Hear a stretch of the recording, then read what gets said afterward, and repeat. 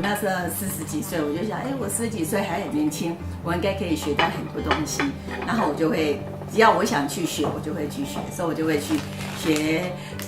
有时候书法啦、画画啦、二胡啦。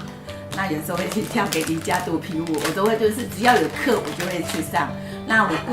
用我固定多余的时间，我就会去上。然后那时候就会想说，给自己一个冲力，自己才不会惰性。那时候就是这样子，所以我那时候真的把时间安排得很紧凑，真的都没有自己空间休息。然后等到自己发病的时候，才知道说，我把自己憋得太紧了，压力太重了，也把自己累垮了。我知道我那个液体都在里面，就很难过。可是一直要运动，可是我运动就是不会流汗。后来我就到我现在的那个树林体育场，我去那边走，那就刚好就遇到了那个苏琼总监，刚好是超兵，好，然后就由超兵这样带动我，那就一个机缘就进来。一开始的时候，他的体况非常的糟，那是因为脸的颜色非常的暗，而且非常的没有精神，而且一方面他头发都掉了。那我们说请他来练功，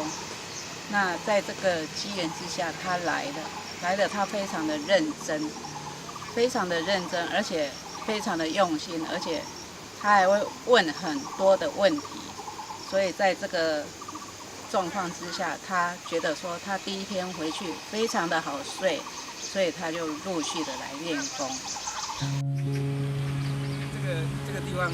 是我大姐她从小生长的地方。那后来因为我生病了，我又回到这个地方来，开始来耕种。我发觉到，市面上的很多的这些蔬菜，或是这一些我们所谓每天要吃的这一些生鲜的这些水果，或是我们要吃的这一些根茎类的东西，我觉得说，如果可以透过我们自己来种它，而且又不用来使用农药，我们从生机，而且慢慢改成为有机。后来我们发觉到这样子的饮食，对我们身体产生很大的帮助，因为它不用再每天去接触那一些不必要的这些农药的以及有害的物质。这次我生病完，他真的他会煮汤，会煎鱼，会炒菜，会卤肉，然后这样给我吃，然后差不多1年的时间都是他照顾我。真的，他从我发病到我真正我自己可以照顾我之间，差不多1年的时间都是有他陪我。真的，他没有离开我，他就是陪我怎么走，他都是陪在我身边。然后去医院的时候，有的人就会问他说我怎么了，然后他就讲我说我要感谢我先生这样子照顾我。所以经过这样，以前我都会想到我可以不要你，可是经过这次完，我就跟他讲说我还要再跟你做20年的夫妻，因为那时候都没有口水嘛。喉咙都很干，都想说为什么不能喝水？为什么不能喝水？可是就是不能喝水。后来就是想到一定要熄灯，可是刚开始没有办法了，弄我口水，我就知道我还是做不出来。可是有一天真的，我就是很认真在做，很认真在，真的有一天我就说奇怪，怎么突然间嘴巴好多口水，然后好像是那个口津这样，好甜哦！我那时候真的眼睛，我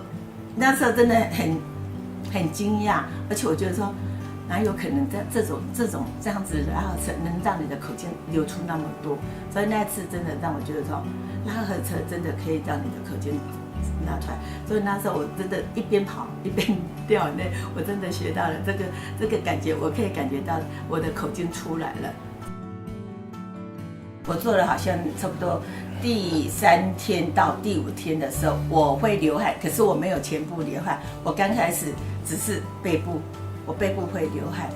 然后我就是这样做。后来我背部流汗完，我就想说奇怪，我怎么只有背部流汗？可是我那时候就很高兴，因为我有流汗。后来我就会觉得说，我胸部也会流汗，那时候更高兴。可是我觉得说，这里流汗，这里流汗，这边都不会流汗，那样子我就想说，没有关系啊，反正背部流汗，前面也流汗，我就想到一定会再进步。后来我就觉得说，哎，我这个颈部这里也开始都在流汗了，整个颈部这里都会流汗，然后哎脸也开始流了，到最后我没有想到流到最后，我连头部整个头都是流汗，然后我就说流汗对我来讲是很好的，因为我可以把我的那个化血液整个排掉，因为那时候流汗出来的时候，那时候是我现在都帮我洗衣服，所以我都不晓得，因为我们的衣服是白色的嘛，那时候流汗出来，我的衣服这个腋下这里真的都是黄色的，因为都被感染了，弄洗不掉。我到人讲你那倒洗不清气，怎么这里黄黄？温先生讲你那是流汗洗不起来，我那时候才知道说我那个化血液整个都一直出来，一直出来，所以你想这样子我怎么会不要念？我一定要继续念下去，这样子。